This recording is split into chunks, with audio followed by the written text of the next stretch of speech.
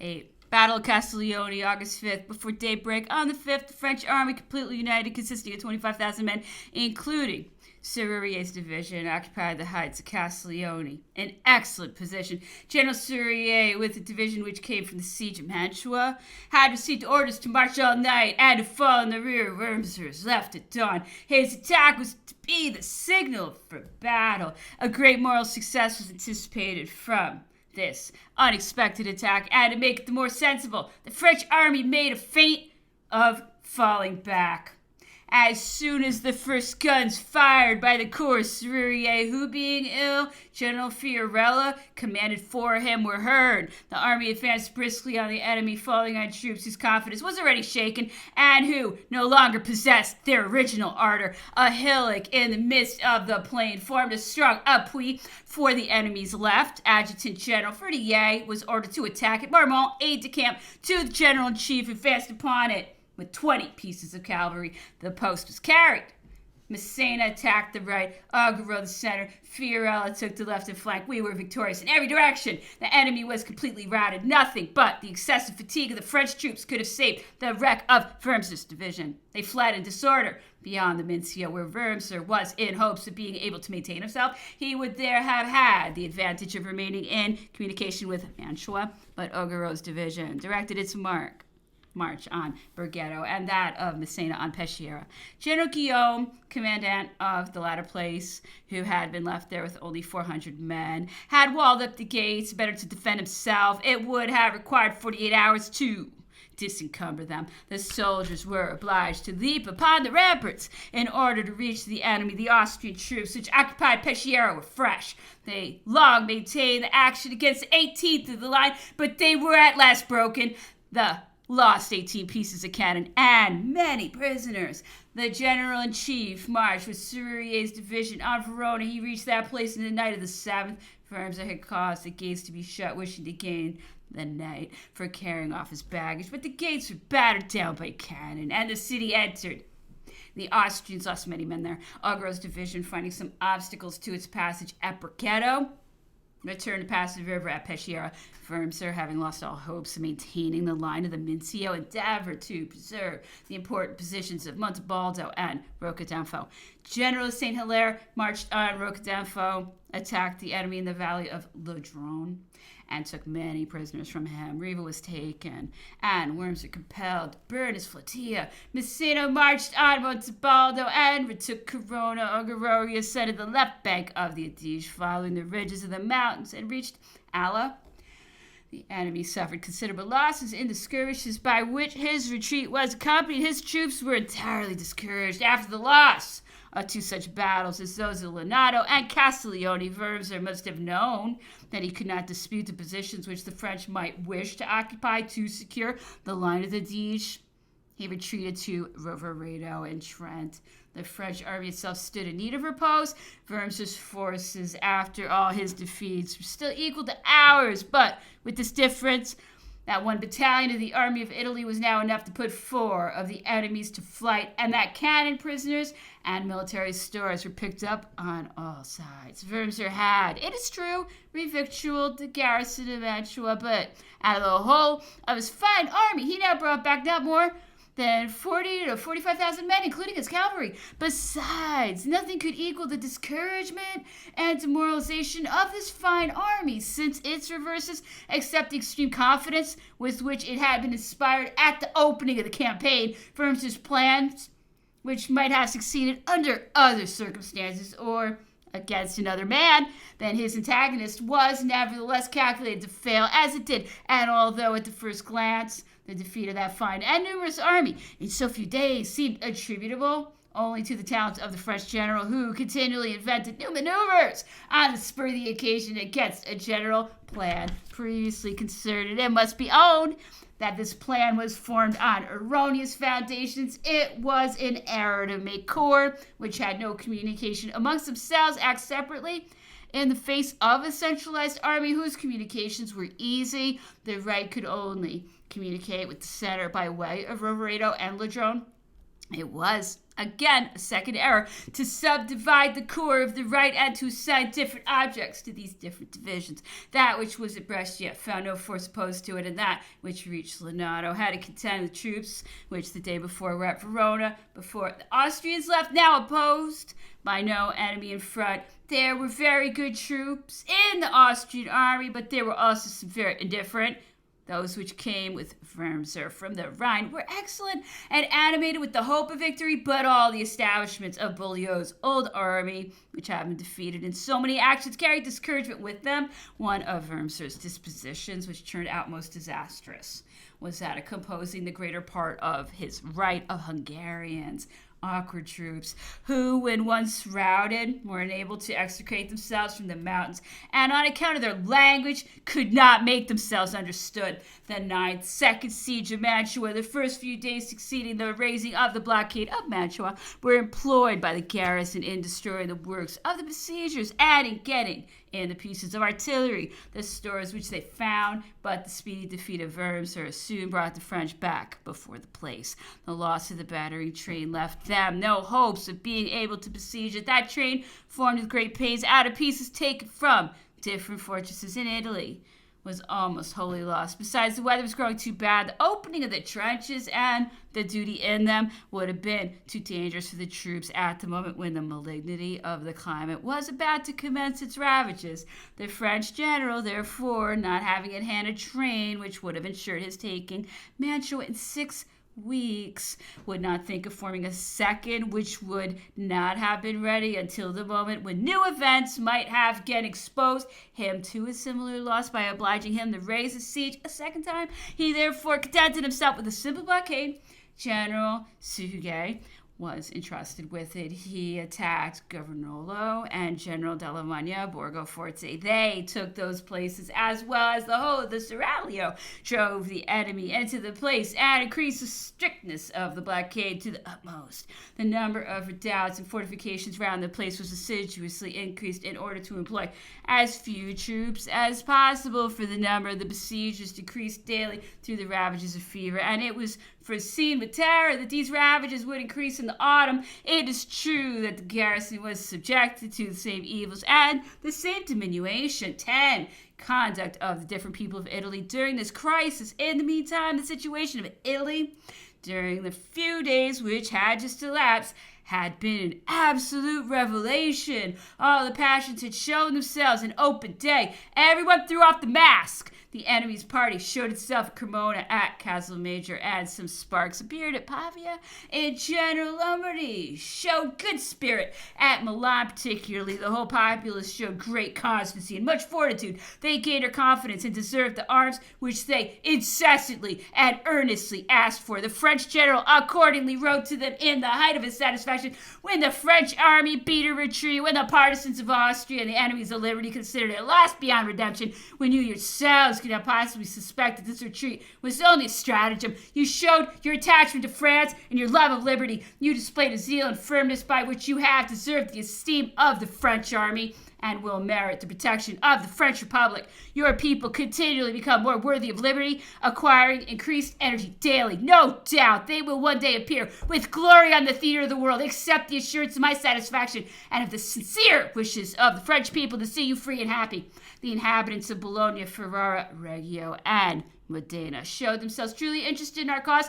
Parma remained faithful to its armistice, but the Regency of Modena acted in open hostility to us.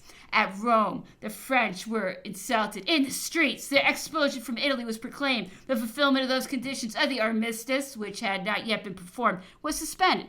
The general-in-chief might have punished such conduct, but other considerations carried him elsewhere and obliged him to postpone the chastisement if the negotiations should not produce repentance. Cardinal Mattei, Archbishop of Ferrara, showed his joy at the raising of the siege of Mantua. He called on the populace to rise against the French. He took possession of the citadel of Ferrara and there hoisted the Pope's colors. The Pope also sent a legate thither, whereby he violated the armistice. After the Battle of Castiglione, the French general had Mattei arrested and taken to Brescia. The cardinal, confused, answered only by this single word, peccavi, which disarmed Napoleon, who contented himself with putting him for 3 days in seminary in Brescia. The cardinal was afterwards the Pope's plenipotentiary at Tolentino. He was of a princely Roman family, a man of narrow mind and limited talents, but who was supposed to be sincerely devout. He was minutely scrupulous in all the observations of religion. After the death of Pope Pius VI, the court of Vienna made great exertions in the conclave at Venice to get him elected pope, but did not succeed. Chiaramonte, Bishop of Ancona, gained the election and took the name of Pius VII. N.B. This is a note of the editor, written under dictation. The report mentions only 20,000 men brought by the Rhine by Wormser. The chapter says 30,000 and is right. Battle of Arcole. Number 1. Marshal Alvinzi takes the command of the new Austrian army. His force, the French armies of the Rhine and of the Sambre and Meuse, had been beaten in Germany, and they were passed through Rhine. These advantages consoled the court of Vienna for its losses in Italy. They gave them an opportunity of humbling the pride of the French in this quarter. The Austrian government, therefore, gave orders to form an army, disengage Mantua, deliver Wormser, and avenge the disgrace its armies had sustained in this country. 4 divisions of infantry and 1 of cavalry were accordingly assembled in Friuli, and 2 in the Tyrol, making together 60,000 men. These troops were composed of strong detachments from the victorious armies of Germany, of skeleton regiments of Wormser's army recruited, and of an extraordinary levy of 15,000 Croats. The chief command was given to Marshal Alvinzi, and the Tyrolese partisan corps of about 18,000 men was entrusted to General Davidovich. The Senate of Venice secretly seconded the Austrians, being convinced that the success of the French cause would be the ruin of the aristocracy. That government daily saw the disposition of its continental subjects grow worse towards it, and heard them call aloud for a revolution. The court of Rome had taken off the mask, and finding itself compromised since Wormser's defeat, it now looked for safety only in the success of Austria. It fulfilled none of the conditions of the armistice of Bologna. It perceived with terror that the French general was temporizing, and that by feigned moderation and prolonged negotiations, he was postponing the moment of punishment. The court of Rome was also inspired by the Austrian victories in Germany, and being exactly informed of the small number of the French and the great proportion of the sick in their army, it was exerting all its physical means in levying troops, and its moral means in persuading the minds of the people by means of the convents and priests of the weakness of the French and the irresistible force of the Austrians to good condition of the French army. The opinion of the people of Italy favorable to its success. The French general had long cherished the hope of receiving new reinforcements. He had forcibly represented to the Directory either that the armies of the north must repass the Rhine, or that 50,000 men must be sent to his assistance. Promises were made him which were never realized, and all the succors that were sent him amounted only to 4 regiments detached from La Vendée, the disposition of which province was improvised and improved. These regiments, consisting of about 8,000 men, arrived at different times in the course of 2 months. They were of great assistance. They made up for the losses experienced in the preceding months. They kept up the effective army to its usual number of 30,000 combatants. The letters from the Tyrol, Friuli, Venice, and Rome constantly spoke of the great preparations making against the French, but on this occasion the more declared disposition of the people and other circumstances put quite a different face on the affairs of Italy. It was no longer as before Lonato and Castiglione.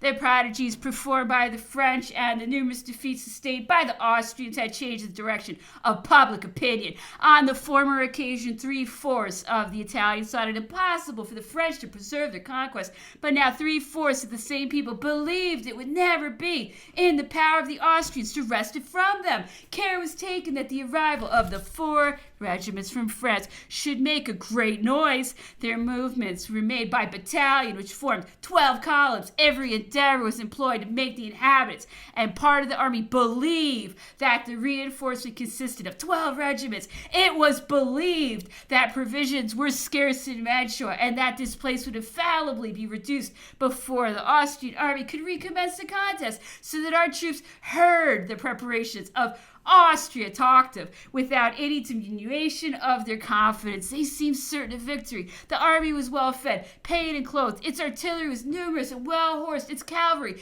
weak in point of number, indeed, but wanting for nothing, and in the best possible condition. The population of all the countries occupied by our army made at present common cause with us. Their most earnest prayers were poured forth for our success. The disposition of the countries beyond the Po was such that they might even suffice to keep in check the levies, which the Cardinal Secretary of State at Rome called the Pope's army. That miserable court, destitute of genius, courage, talents, and good faith, was in no respect formidable. Number 3, action of the Brenta.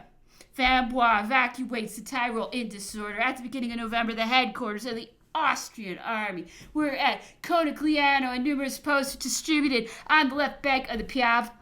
In the Tyrol, corps opposed to each other of ours were formed on the line of the Avisio. The enemy appeared in force in all directions. Alvinzi's scheme was perfectly evident. He would not attack by the Tyrol like Wurmser. He was fearful of engaging in the mountains. He ascribed the success of Lunano and Castiglione to the superior intelligence and dexterity of the French soldier. He therefore resolved to make his principal attack by the plain and to reach the Adige by the Virides, Vincentine, and Paduan on the 2nd of November. This general threw 2 bridges over the Piave and advanced on the Bassano with from 49 to 50,000 men. Massena posted an observation, kept back all his columns, forced him to deploy all his forces, gained several days, and fell back on Vicenza, where he was joined by the French general who brought Augereau's division with him, as well as the brigade from Mantua, who had immediately from 20 to 20,000 men at his disposal. Napoleon's plan was to defeat Alvinzi and then to proceed on Trent by a movement inverse to that which he had shortly made before, and to take in the rear the army which was operating in the Tyrol. Alvinzi, who had passed the Brenta, was attacked on the 5th and overthrown. All his divisions were repulsed beyond the river. But Vaubois, who had been engaged with the enemy ever since the 2nd of November, had not been able to maintain himself either at Trent or in any intermediate position. His division, no longer disputing the ground, was retiring in a disorderly manner on Verona. Everything seemed to give reason to apprehend that the position of Corona and Montebaldo would be insufficient to stop the enemy's progress. The siege of Mantua was thought to be in danger. The general-in-chief was therefore obliged to retrograde on Verona and to reach it in time to rally Vaubois and secure the position of Montebaldo and Rivoli. He reviewed Vaubois' division on the level of Rivoli. "Soldiers," he said to them in a severe tone, "I am not satisfied with you. You have shown neither discipline nor constancy. You have yielded on the first reverse. No position was sufficient for you to rally at. There were some in your retreat which were impregnable. Soldiers of the 85th and 39th, you are no longer French soldiers. Give me those colors, and let me have written on them, they belong no more to the army of Italy." A gloomy silence prevailed throughout the ranks, and these old soldiers were seen, in the emotion of the moment, to derange their arms whilst they wiped away their tears. The general-in-chief was obliged to say a few consolatory words to them.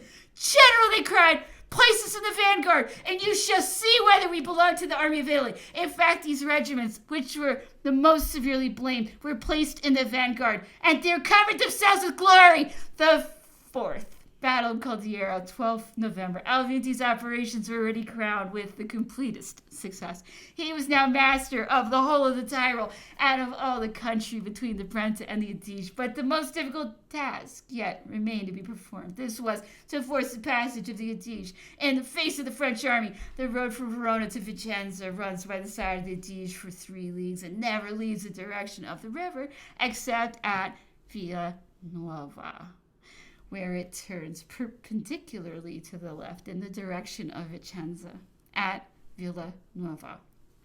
The little stream of the Alpine crosses the high road, and after passing through the Arcole, enters the Adige between Ronco and Alboreto. To the left of Villanova are heights which present very fine positions known by the name of Caldiero. By occupying these positions, a part of the Adige is kept, Verona is covered, and an opportunity is preserved of falling on the rear of the enemy should he direct his course to the lower Adige. The French general had scarcely secured the defense of Montebello and restored confidence to Vaubois' troops when he resolved to occupy Caldillero, as affording more chances for defense and more energy to his attitude. He debouched on the 11th for Verona, with Verdier's brigade at the head of his columns, overthrew the enemy's vanguard and speedily reached the foot of Caldillero. But Alvinzi himself had occupied this position, which is equally good against Verona. On the 12th, at daybreak, his whole army was seen on these heights, which he had covered with formidable batteries. When the ground had been reconnoitered, Messina was to attack the heights and force the enemy's right. The carrying off of this height, which the enemy did not keep in a skillful manner, would decide the battle. General Launay marched with his demi-brigade and took the eminence, but could not maintain himself there and was taken prisoner. In the meantime, the rain was falling in torrents. The roads soon became impracticable for our artillery, whilst we were crushed by that of the enemy. To climb the heights in the face of an enemy posted on them was too disadvantageous an undertaking. The attack was countermanded, and we contented ourselves with maintaining the battle throughout the day. As the rain lasted all that day and the next, the French general determined on returning to the camp at Verona. The losses in this affair had been equal. The enemy nevertheless ascribed the victory to themselves, and with reason. Their advanced posts approached St. Michel, and the situation of the French became truly critical. Fifth, discontent and various sentiments of the French army. Vaubois, who had been defeated in the Tyrol, had suffered considerable loss. He had not at this time more than 6,000 men. The other two divisions, after having fought valiantly on the Brenta, had been forced to retreat on Verona, having failed in their operations on Caldillero. The consciousness of the enemy's strength was the predominant sentiment throughout the army. Vaubois' soldiers, in order to justify the retreat in the Tyrol, said they had fought there 1-3. Even the soldiers who had remained in Napoleon's sight thought the enemy too numerous. The two divisions, after their losses, could not muster more than 13,000 men under arms. The enemy had also sustained losses, it is true, but he had the advantage. He had acquired a consciousness of superiority. He had been able to reckon at his ease a small number of the French. Accordingly, he had no longer any doubt of the deliverance of Mantua or of the conquest of Italy. He had collected a great number of ladders and caused many more to be made for the purpose of storming Verona. At Mantua, the garrison had recovered itself, made frequent sorties, which incessantly harassed the besiegers, and the troops were too weak to restrain so strong a garrison. We daily heard of some new reinforcement obtained by the enemy, whilst we could hope for none. At the same time, the agents of Austria, Venice, and the Pope took care to trumpet forth the successes obtained by Alvinzi and his superiority over us. We were no longer in a condition to act on the offensive in any direction. On one side was the position of Caldillero, which we had been unable to carry. On the other, the passes of the Tyrol, which had just been the scene of Vaubois' defeat.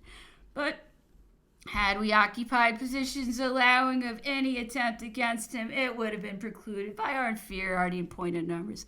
Everything forbade offensive operations for the present. It was therefore necessary to allow the enemy to take the lead and to await coolly such operations as they might think fit to attempt. The weather was extremely bad. The rain fell in torrents, and every movement was made in the mud. The affairs of Caldillero and the Tyrol had sensibly affected the resolution of the army. The soldiers still retained, indeed, a sense of the superiority over the enemy in case of equality of numbers, but they did not think themselves able to withstand them with such great numerical disparity. Many brave men had been wounded twice or thrice in different battles since they entered Italy. Discontent and irritation began to prevail amongst them. We cannot alone, said they, perform the work of all of Vinzi's armies here.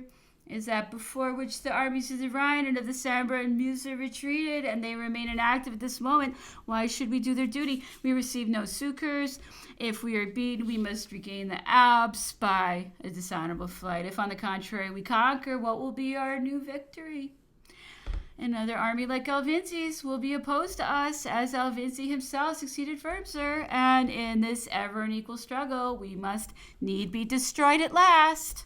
Napoleon caused the following reply to be made. We have only one more effort to make, and Italy is ours. Alvinci's force is undoubtedly more numerous than ours, but half of his troops are mere recruits. When once he is defeated, Mantua must fall. We shall remain masters of Italy. Our labors will be terminated, for not only the possession of Italy, but a general peace depend on the taking of Mantua. You wish to retire from the Alps?